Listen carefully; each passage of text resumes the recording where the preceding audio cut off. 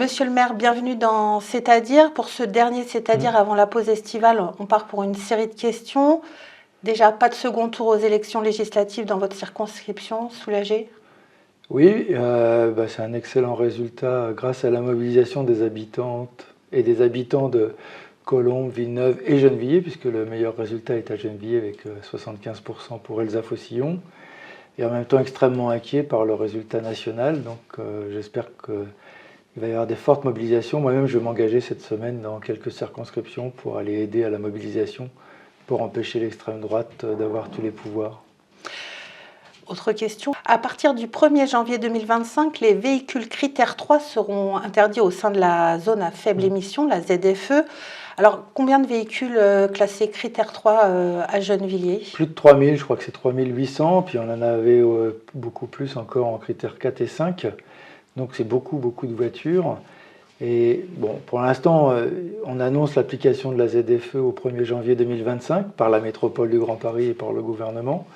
Bon, reste à savoir comment ça va agir. En tout cas, moi, j'ai peur aussi d'une catastrophe sociale, puisque à la fois je suis d'accord sur le fait qu'il faille limiter la pollution de l'air et donc limiter le nombre de véhicules à moteur, mais la pollution de l'air, c'est aussi les freins et les pneus.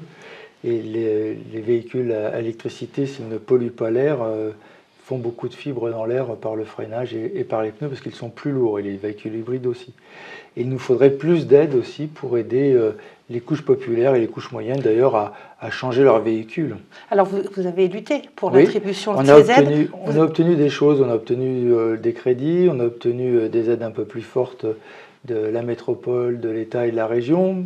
Par contre, on n'a pas obtenu le fait que l'État cautionne les crédits, parce qu'il ne suffit pas de dire on vous fait un crédit, il faut que les banques financent et acceptent de faire le crédit, donc il faut une caution de l'État. Et donc ça, pour l'instant, on ne l'a pas obtenu, puisque le ministre des Transports a toujours refusé de répondre à cette question. Donc ça risque d'être délicat pour oui, certains jeunes. Il y a des luttes sociales à mener pour que cette transition écologique soit faite, et soit faite dans de bonnes conditions sociales.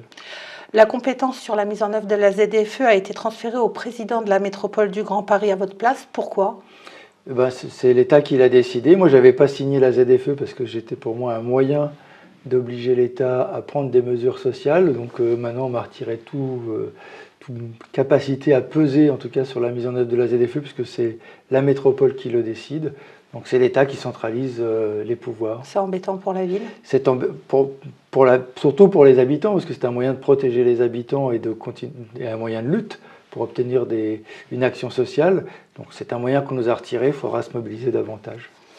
Autre sujet, suite à la pollution des sols à Iouri-Gagarine et les tests effectués pour les travaux sur le 4e collège, est-ce qu'ils vont bien pouvoir commencer? Oui, parce que la pollution des sols n'empêche pas les travaux.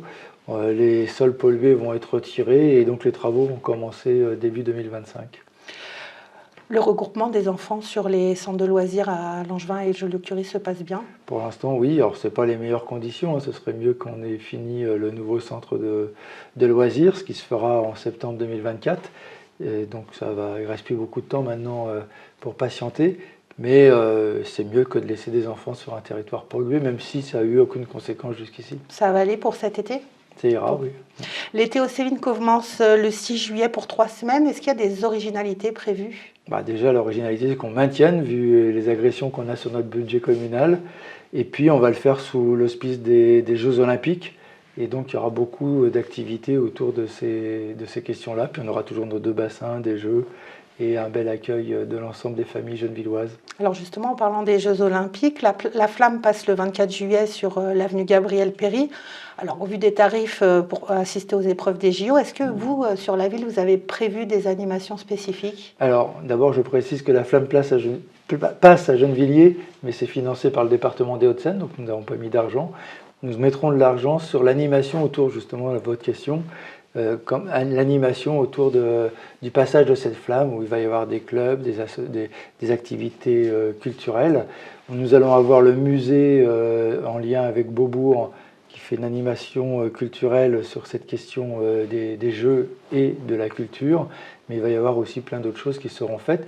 Et je crois que le service jeunesse a même prévu une descente en rappel de la tour de la mairie. Bien. On arrête là, on se retrouve à la rentrée en septembre dans C'est-à-dire.